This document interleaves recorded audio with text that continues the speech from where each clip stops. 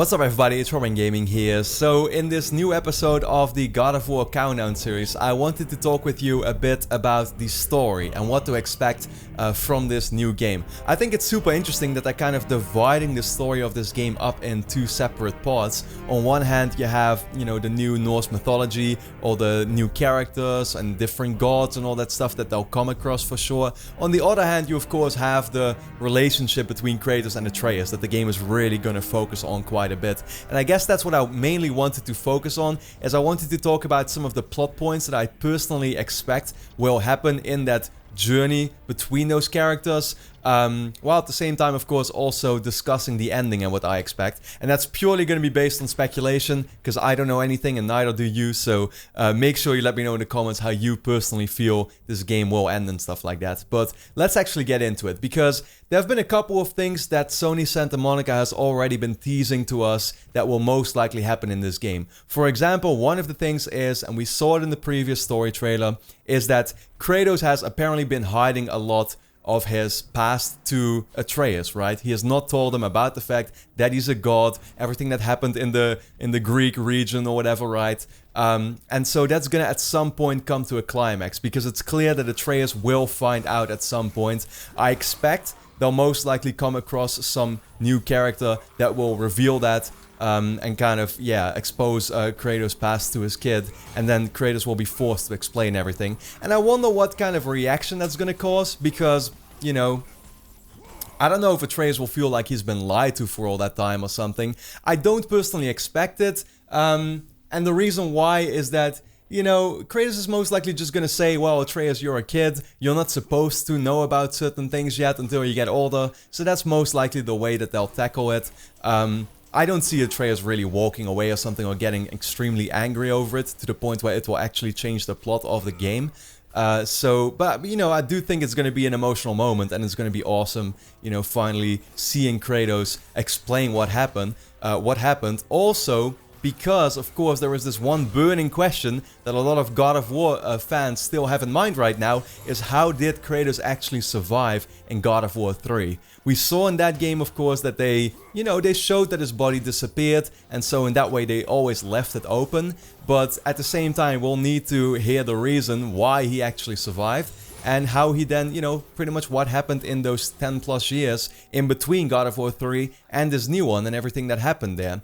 And I personally always had the, I had the idea, or I had the expectation that they would have some awesome flashback type moment in this game maybe, and I saw many people shared that same idea, where you actually would go back to the Greek times, you know what I mean? And you would get to directly see what happened, but I've kind of come back from that. Right now, knowing that this game is gonna have no camera cuts, that it's all gonna take place in one go, and also with Cory Barlog recently having talked a bit about it, he's kind of been teasing already that they're gonna try and, solve some of these questions by him simply talking about it and not necessarily directly showing it. So I think that, it's just gonna be, Kratos basically talking about his past and therefore explaining what exactly happened in a very similar fashion that we, where we saw it in Uncharted 4. Where Drake was telling Elena about his backstory with Sam, what happened in their youths and stuff, and we didn't necessarily need to see that play out, we just heard him talk about it, and it made sense, and I think that's how they're gonna tackle it in this game as well. But getting to the ending now, that's of course super interesting. Many people have a lot of different theories about what's gonna happen. Will Kratos die? Will Atreus die? I've seen some people argue that Atreus might become the next God of War after basically Kratos' death or whatever, right? Which would be a very ballsy move if they went in that direction. But also there, what I expect is that they're gonna take a bit of the safe route. I don't expect a major, like a very surprising ending or something. I think both of them are gonna make it out alive at the end of the game. And why? Well, because this is, of course, this is only gonna be the first part of a brand new saga, a brand new chapter, right? As the way they've been talking about it. This is God of War. It's kind of like a restart for the franchise, and it's the first installment in that restart, basically. That's the way I look at it. And so in that way, I think that, talking about, for example, could Kratos die in this game, it would seem so counterintuitive to me, because just a few years ago, we were still speculating about what this God of War was going to be.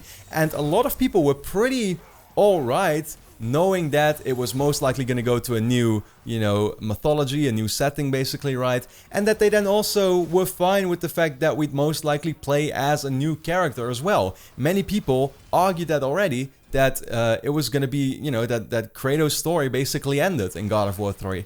And so the fact that Sony Santa Monica went the extra mile to bring Kratos back and make his character work with the entire new new God of War adventure basically that they wanted to start, that tells me that they don't want to get rid of him. You know what I mean? Because I think, yeah, I just don't think it's going to happen because of that reason. And then, of course, Atreus could also die in the game, but that wouldn't make sense either to me because they're trying to do something else with this game. You know, Kratos in the previous games had always been angry, had been a pretty one-dimensional character. It was hard to really relate to him because he was the anti-hero that was, you know, seeking for revenge. In that way, maybe you could relate to him, but that was about it. He was never a character that you actually, you know, that you cared for a lot, I would say. At least on a personal level, right? And in this one, they're really trying to expand his character, where he's showing more emotions, he's trying to improve himself, he's trying to take care of his son after the mother died and everything. So he's really... You know, they're really trying to make Kratos more of a relatable character. That's undeniable. And so, having Atreus die at the end of this game would basically say that the entire journey was for nothing. You know what I mean? Like, that's what they're trying to do with this game. So, seeing Atreus then die, you're just gonna see Kratos go back to the state that he was in before this game, right? But in the previous God of War games. I don't think either of those two characters will personally die. And then, you know, yeah, talking about the ending itself, how will it end? I don't exactly know. I think it's gonna be a pretty self-contained story that they will have somewhat of a satisfying ending for. But at the same time, like I said, it's gonna be the first part in an entire new saga. So I could see the game also somewhat setting up a sequel with, you know, still plenty of gods out there ready to be defeated. And because I've seen, you know, quite some people talk about, oh, we're gonna kill Thor and we're gonna kill Odin and Loki, you know, I hope so. That would be awesome, of course, but I don't know if we're really gonna get to see all of them. Like I said, we'll probably get to see a couple of them, right? And definitely, yeah, take down quite a few. But at the same time, this universe is gonna most likely be bigger than just the, you know, gods that we'll come across in this particular one game. So I could see them kind of leaving.